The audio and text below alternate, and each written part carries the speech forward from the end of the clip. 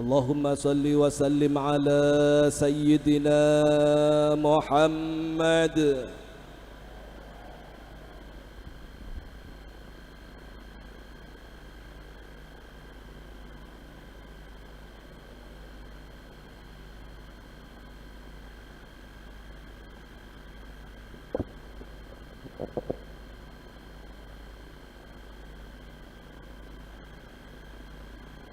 الحمد لله وحمدنا لربنا نعمة منه عز وجل وفقنا إليها، وشكرنا على هذا أن نحمد الله سبحانه وتعالى المرة بعد المرة والكرة بعد الكرة، ولا نفتر عن حمد الله سبحانه وتعالى على هذه المنن وعلى هذه النعم وعلى هذا الإفضال منه سبحانه وتعالى تكرم به عز وجل من غير سابق مسألة منا، لكنه تفضل وإحسان منه عز وجل.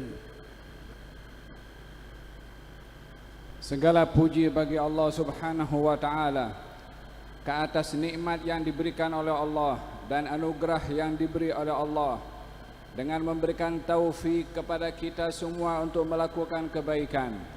Rasa syukur kita kepada Allah Subhanahu wa taala perlu diungkapkan dengan memuji kepada Allah sekali, dua, tiga dan berterusan dan berulang-ulang untuk memuji kepada Allah dan tidak merasa letih atau penat untuk memuji selalu kepada Allah sebagai tanda rasa syukur kepada Allah atas nikmat yang diberi, atas anugerah yang dianugerahkan, atas segala pemberian yang sentiasa tercurah dari Allah Subhanahu wa taala, memberi kepada kita macam-macam nikmat tanpa kita meminta kepadanya.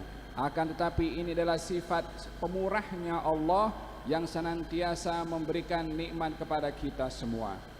والصلاة والسلام على سيدنا رسول الله الذي أمرنا بالمحبة وأمرنا بالاجتماع وأمرنا بالمودة حتى نكون أمة واحدة، حتى نكون إخوة متعاونين متحابين مجتمعين على كل ما ينفعنا وينفع أمة النبي محمد في أقطار الأرض كلها.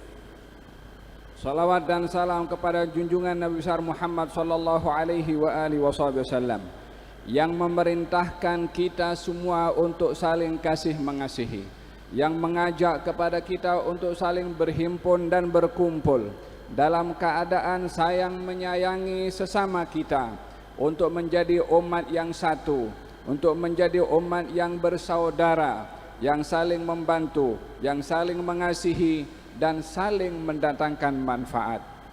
Sallallahu alaihi wa ala alihi wa ashabihi ajma'in. ثم إن هذا الاجتماع الذي يتحقق به مقصد من مقاصد الشريعة، مقصد أشار الله سبحانه وتعالى إليه في غير ما موضع، مقصد أمرنا الله سبحانه وتعالى أن نتمسك به، ومقصد من مقاصد النبي محمد صلى الله عليه وسلم. ومنا من الله سبحانه وتعالى بها على سيدنا رسول الله صلى الله عليه وسلم. Lalu kemudian perkumpulan kita pada saat ini adalah untuk merealisasikan apa yang menjadi objektif dan tujuan dalam syariat, yang mana diulang-ulang di dalam Al-Quran oleh Allah Subhanahu wa ta'ala untuk kita mencapai objektif dan tujuan tersebut dan berpegang kepada objektif tersebut. Dan ini juga bahagian yang diperintahkan oleh Nabi Muhammad sallallahu alaihi wasallam, yang merupakan anugerah terbesar daripada Allah Subhanahu wa ta'ala kepada kita, yaitu dengan diutusnya Nabi Muhammad sallallahu alaihi wasallam. أما أمر الله سبحانه وتعالى للخلائق بمثل هذا اللقاء الذي ينتج منه الإخاء وينتج منه المودة وينتج منه المحبة. فقد قال سبحانه وتعالى: واعتصموا بحبل الله جميعا ولا تفرقوا. وقال عز وجل: والمؤمنون والمؤمنات بعضهم أولياء بعض. Adapun firman Allah Subhanahu wa taala yang menjelaskan tentang pentingnya kita dalam pertemuan seperti ini untuk mencapai objektifnya adalah pertemuan-pertemuan yang melahirkan kasih sayang dan juga ikatan persaudaraan, yaitu firman Allah Subhanahu wa taala yang maksudnya berpeganglah kamu kepada tali Allah dan janganlah kamu bercerai-berai. Dalam ayat yang lainnya Allah Subhanahu wa taala berfirman yang artinya sesungguhnya orang-orang yang beriman baik itu laki-laki atau perempuan satu dengan yang lain adalah golongan orang-orang yang saling kasih mengasihi, sayang menyayangi. أما اللقاء والاجتماع بين المؤمنين فقد شرعه الله سبحانه وتعالى وعلى لسان نبيه محمد صلى الله عليه وسلم، فدعا عليه الصلاة والسلام إلى أن يجتمع المسلمون في كل يوم 5 مرات وفي المساجد، وفي كل أسبوع يوم الجمعة، وفي رمضان يجتمعون لصلاة التراويح، وفي الأعياد يجتمعون لصلاة العيدين، وفي الاستسقاء، وفي الكسوف والخسوف. واجتماع أعظم بكثير مما يجتمع إليه أهل إقليم واحد، وهو اجتماعهم لحج بيته الحرام. وألزم المسلمين كل مستطيع أن يحضر في ذلك الاجتماع العظيم، في ذلك الاجتماع الكبير الفخيم. وجعل جزاء ذلك الاجتماع أن من صلى صلاة جماعة كتب الله سبحانه وتعالى له 27 درجة. 27 درجة. صلاة الجماعة تفضل صلاة الفرد ب27 درجة. Adapun pertemuan dan perhimpunan antara orang-orang yang beriman disyariatkan oleh Allah Subhanahu wa taala serta diperintahkan olehnya melalui lisan Nabi Muhammad sallallahu alaihi wasallam. Baginda Rasulullah mengajak kepada umatnya daripada orang-orang beriman untuk berhimpun dan berkumpul setiap hari 5 kali pada solat 5 waktu dilakukan di masjid. Baginda juga mengajak kepada umatnya untuk sentiasa berkumpul dan bertemu setiap minggu pada hari Jumat dan juga setiap tahun pada bulan Ramadan dalam solat tarawih, dan berhimpun dengan kumpulan yang besar pada solat hari raya, dan berhimpun juga untuk melakukan solat istisqa memohon hujan, solat gerhana matahari dan bulan. Semua itu adalah perkumpulan-perkumpulan yang dianjurkan, termasuk perkumpulan dan perhimpunan yang paling besar, yang paling agung, yaitu perhimpunan dan berkumpulan ketika melaksanakan ibadah haji. Bagi mereka yang mampu diperintahkan untuk menghadiri pertemuan dan perkumpulan tersebut yang sangat besar, yang sangat agung. Pada pertemuan dan perkumpulan setiap hari yang diperintahkan oleh baginda Rasulullah untuk melakukan solat berjamaah, beliau bersabda, solat berjamaah lebih baik daripada solat bersendirian dengan perbedaan 27 derajat. كل هذه الاجتماعات وكل هذه اللقاءات دعا الله إليها وندب النبي صلى الله عليه وعلى آله وأصحابه إليها. من أجل ماذا؟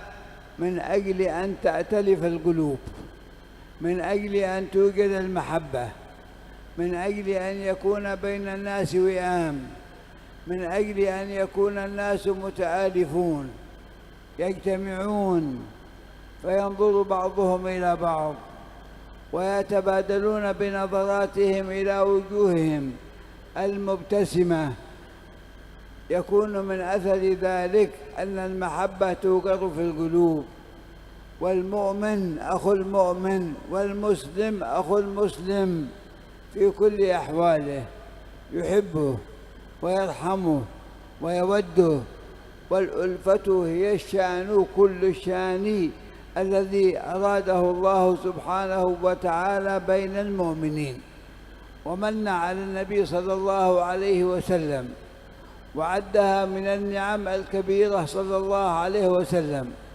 الألفة بين المسلمين. قال الله سبحانه وتعالى: وألف بين قلوبهم لو أنفقت ما في الأرض جميعا ما ألفت بين قلوبهم ولكن الله ألف بينهم. ألف الله بين القلوب بسبب هذه الاجتماعات، بسبب ما دعا إليه سيد السادات صلى الله عليه وسلم، وما يقال وما تسمع من كلمات ومن دعوات تعمق هذه المحبة في القلوب.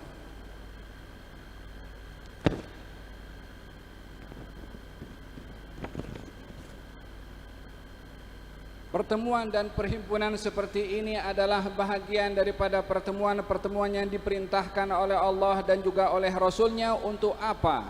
Tidak lain dan tidak bukan, pertemuan seperti ini adalah perlu melahirkan kasih sayang sesama kita, kesejahteraan dan keharmonian sesama kita, melalui pandangan sesama kita dan senyuman sesama kita, yang melahirkan di dalam hati penghormatan dan juga kasih sayang sesama kita.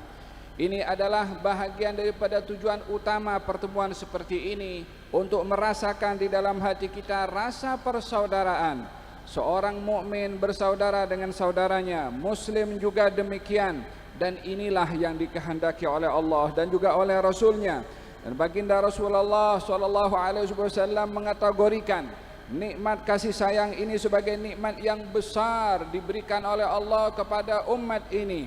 Di dalam Al-Quranul Karim, Allah Subhanahu wa Ta'ala berfirman, yang maksud daripada firman Allah Subhanahu wa Ta'ala ialah sesungguhnya Allah yang melahirkan kasih sayang di antara orang-orang beriman dalam hati mereka. Kalau kamu ingin memberikan apa saja daripada harta kekayaan yang kamu miliki untuk melahirkan kasih sayang di hati umat manusia, kamu tiada mampu untuk melakukannya. Akan tetapi yang mampu melakukannya untuk melahirkan kasih sayang dalam hati manusia hanyalah Allah Subhanahu wa Ta'ala. Tujuan pertemuan ini diadakan adalah ingin merealisasikan maksudnya Allah pada pertemuan ini, untuk saling kasih mengasihi, seperti mana juga diajak oleh Nabi Muhammad SAW. Apa yang kamu hadiri, apa yang kamu dengar, apa yang kamu saksikan, kesemua itu adalah bertujuan untuk melahirkan kasih sayang sesama kita. Al-mahabbah ussun qawiyyun fi dinillahi subhanahu wa ta'ala. Haddad Allah man lam yakun lahu maqsad an takuna hadhihi al-mahabbah maqsadan lahu. هدده الله سبحانه وتعالى بأنه سيبدله بآخر. قال الله سبحانه وتعالى: يا أيها الذين آمنوا من يرتد منكم عن دينه فسوف يأتي الله بقوم يحبهم ويحبونه. Kasih sayang sesama kita adalah merupakan dasar dan fondasi yang kuat dalam syariah dan juga dalam agama. Allah Subhanahu wa Ta'ala mengancam kepada orang-orang yang tidak menjadikan tujuan dan objektifnya dalam hidup ini untuk saling kasih mengasihi sesama kita, bahkan ia ingin mencerai-beraikan hubungan antara manusia. Maka Allah Subhanahu wa Ta'ala mengancam kepada mereka dalam firman-Nya, yang maksudnya, wahai orang-orang yang beriman, barang siapa di antara kamu yang berpaling dari agama Allah, maka Allah akan mendatangkan golongan manusia selain kamu. Sifat mereka adalah saling kasih mengasihi, sayang menyayangi sesama yang lain, cinta kepada Allah dan dicintai oleh Allah. المحبة بين المسلمين يجب أن تسود، وما يضادها يجب أن يبتعد. النبي صلى الله عليه وعلى آله وسلم يقول: لا تحاسدوا ولا تباغضوا ولا يبع بعضكم على بيع بعض وكونوا عباد الله إخوانا. هذا لا يتحقق إلا بهذه المجالس التي فيها الوعظ وفيها الإرشاد وفيها التذكير وفيها الدعوات إلى الله سبحانه وتعالى لجميع المسلمين، أحيائهم وأمواتهم، كبيرهم وصغيرهم، ذكرهم وأنثاهم، فضل من الله سبحانه وتعالى أدام الله علينا وعليكم هذا الفضل. Kasih sayang sesama orang-orang beriman wajib untuk ditegakkan, dan berpisah atau berselisih, berbeda dan bermusuh adalah wajib untuk ditinggalkan. Demikian dalam sabda Rasulullah, beliau bersabda, kamu jangan saling mendengki dan hasad, kamu jangan saling membenci, dan janganlah kamu merugikan jual beli orang lain. Jadilah kamu orang-orang yang bersaudara. Ini pesanan baginda Rasulullah. Tidak mungkin dicapai pesanan dan tujuan ini melainkan bila umat ini senantiasa menegakkan kasih sayang dengan menghadiri majelis-majelis seperti ini yang menjadi sebab kasih sayang sesama kita. Di dalamnya ada nasihat, di dalamnya ada petunjuk, di dalamnya ada doa kepada Allah bagi orang-orang yang beriman di mana saja mereka berada, yang masih hidup atau yang sudah wafat, laki-laki atau perempuan, dewasa atau kanak-kanak. Semoga Allah senantiasa mengekalkan nikmat kita dengan menghadiri majlis-majlis seperti ini. من الدعوات التي هي في هذا المجلس أن لا يجعل الله في القلوب غلا ولا حسدا ولا كراهية ولا بغضا لأحد من أمة سيدنا رسول الله صلى الله عليه وسلم. تبقى الصدور منشرحة، تبقى القلوب مؤتلفة، يبقى النفع بين الناس متبادل، يكون للناس الخير، يكون للناس السعادة، يعملون الأعمال الصالحة التي تقربهم إلى الله سبحانه وتعالى، ويتبادلون المصالح بينهم على أحسن ما يكون التبادل وفق شريعة النبي محمد صلى الله عليه وآله وصحبه وسلم. فائدة عظيمة كبيرة. نحن نحتاج إلى الأمن الفكري بين المسلمين.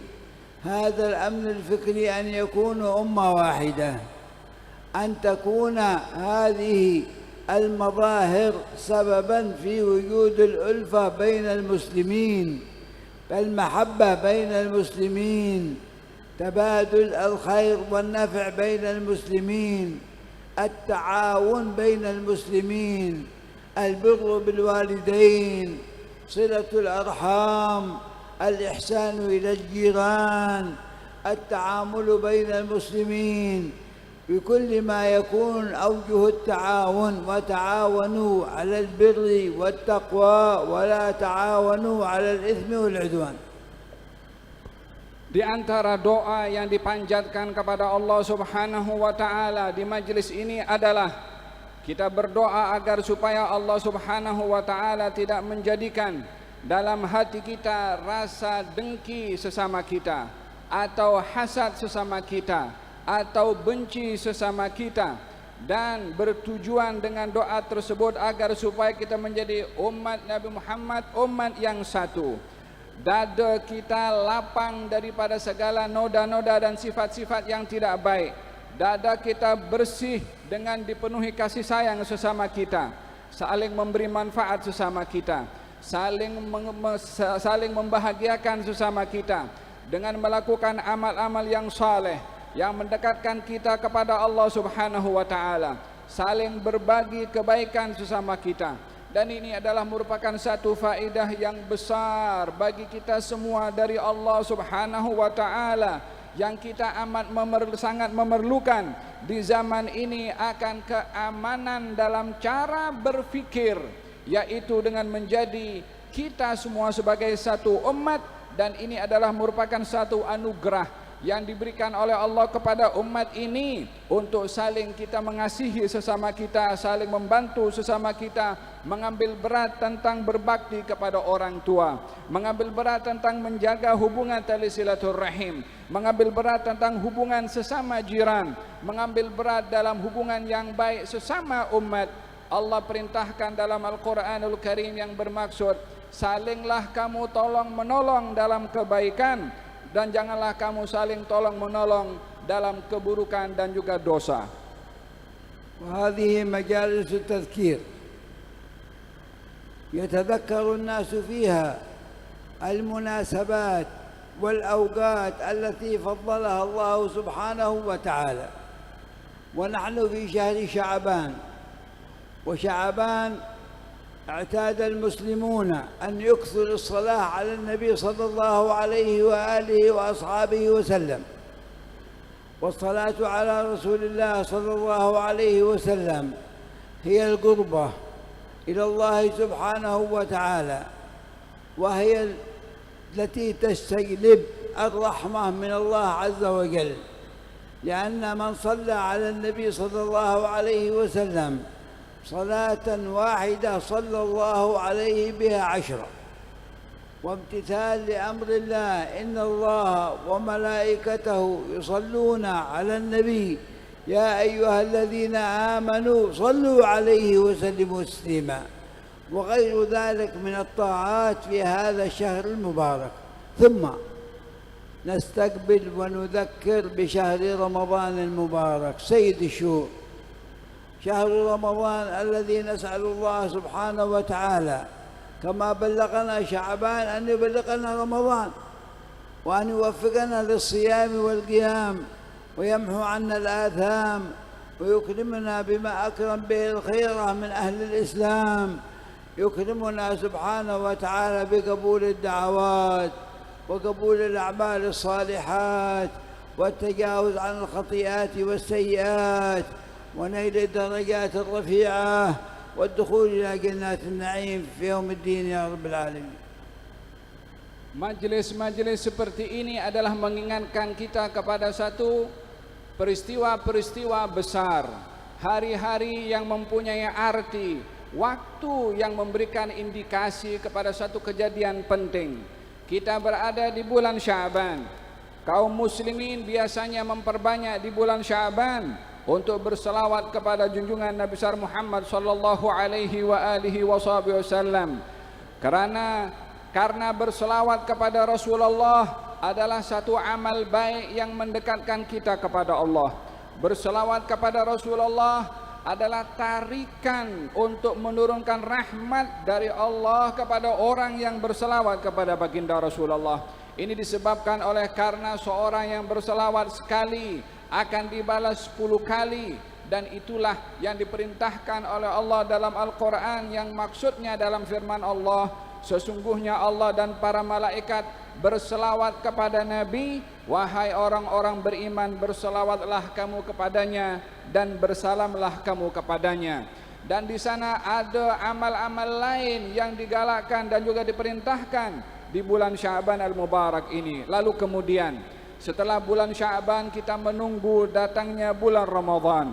Kita berdoa kepada Allah, semoga Allah Subhanahu wa taala menyampaikan kita semua ke bulan Ramadan, membantu kita untuk berpuasa dengan sempurna, salat malam dengan sempurna, dijauhkan oleh Allah daripada dosa, dianugerahkan oleh Allah setiap amal ibadah kita dikabulkan, doa kita dimustajabkan, dibimbing untuk melakukan amal-amal yang baik, dijauhkan daripada amal-amal maksiat, dan diangkat darjat kita oleh Allah Subhanahu wa taala.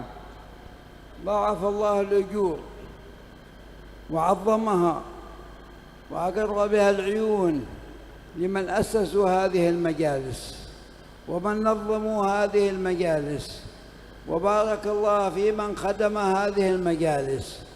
رحم الله الشيخ محمد عثمان الإسحاقي والشيخ محمد أحمد أسراري، وبارك الله في أولادهم جميعا. بارك الله في عين اليقين وإخوانه وأخواته، وبارك الله في الحاضرين أجمعين.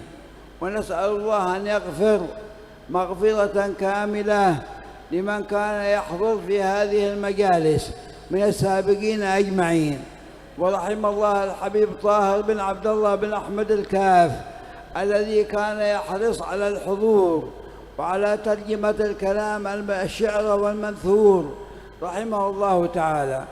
فبارك الله فيكم، وبارك الله في جماعة الخدمة وفي جماعة الخصوصية، أصحاب الطريقة، وكل من يخدم في هذا المكان. وحفظ الله الضيوف الكرام السادة الأعلام الذين يتصدرون هذا المجلس، الحبايب من آل بيت رسول الله صلى الله عليه وسلم، وحفظهم ومتع بهم وأدام لهم الخير، وجمعنا وإياكم على خير. اللهم أكرمنا ولا تهنا، وارفعنا ولا تضعنا، وأسعدنا ولا تشقنا، وأطل الأعمار في طاعتك ورضاك مع تمام العافية. ونسأل الله أن يقضي حاجاتنا أجمعين، وأن يغفر زلاتنا أجمعين، وأن يستر عيوبنا أجمعين. وكل من نوانيه الله يحقق له أمانيه، ويحقق له ما رجاه وما طلب يا رب العالمين. ويشفي المرضى ويعافي المبتلى، ويبارك في الأولاد، ويبارك في البنات، ويبارك في الزوجات، ويحفظ البيوت، يملأها بالأرزاق الواسعة، يملأها بالأخلاق العالية، يملأها بالمحبة، يملأها بالمودة، ويكرمنا وإياكم بكرامات النبي محمد صلى الله عليه وسلم. والعفو منكم. Allah Subhanahu wa Ta'ala menjadikan untuk umat ini orang-orang yang hatinya terpaut dan bergantung kepada Allah Subhanahu wa Ta'ala. Di antara mereka adalah yang mengasaskan majlis yang kita hadiri pada hari ini. Semoga Allah Subhanahu wa Ta'ala memberikan barakah kepada mereka dan memberikan barakah kepada mereka yang berkhidmat di majlis-majlis ini. Pengasas majlis ini yang merupakan mereka yang mempunyai hati yang terpaut dan bergantung kepada Allah adalah Syekh Muhammad Uthman Al-Ishaqi dan juga Syekh Kiai Haji Muhammad Ahmad Asrari bin Muhammad Uthman Al-Ishaqi. Ini semua adalah golongan orang-orang yang hatinya terpaut dengan Allah sehingga menjadikan dan mengasaskan majlis yang kita hadiri pada hari ini. Semoga Allah memberkati putra-putranya, khususnya adalah Ainul Yaqin dan juga saudara-saudaranya yang laki-laki dan juga perempuan. Dan semoga Allah memberkati kepada semua yang hadir, dan Allah Subhanahu wa Ta'ala memberikan pengampunan dan maghfirah kepada mereka orang-orang yang terdahulu menghadiri majlis seperti ini dan sudah pindah ke rahmat Allah Subhanahu wa Ta'ala. Di antaranya adalah Habib Tahir bin Abdullah Al-Kaf yang senantiasa beliau hadir dalam majlis-majlis seperti ini, dan juga Al-Habib Ahmad bin Zain Al-Kaf yang juga senantiasa hadir majlis seperti ini. Beliau Habib Tahir selalu menerjemahkan ceramah yang disampaikan dalam bahasa Arab. Semoga Allah Subhanahu wa Ta'ala memberkati mereka yang mendahului kita ke rahmat Allah Subhanahu wa Ta'ala. Dan semoga Allah memberkati kepada kamu semua, memberkati kepada ahli khidmah, kepada mereka yang menjalankan majlis khususiyah dan juga ahli tariqah. Dan semoga Allah memberkati tetamu-tetamu kita yang ada di hadapan kita pada hari ini. Di antaranya adalah pada kalangan mereka habaib yang hadir dalam majlis seperti ini. Semoga Allah menjaga mereka, memberikan afiat kepada mereka dan menganugerahkan kebaikan kepada mereka. Dan semoga Allah memenuhi segala hajat dan niat kita kepada Allah, memberikan kesembuhan dan kesehatan kepada yang sakit. Semoga Allah memberkati rumah-rumah kita, anak-anak kita, yang laki-laki atau perempuan. Rumah-rumah kita dihiasi dengan akhlak yang baik. Amin, Allahumma amin. Kemudian ceramah diakhiri dengan doa yang kita aminkan bersama. Kurang lebih terjemahan, mohon maaf. Hada billahi taufik.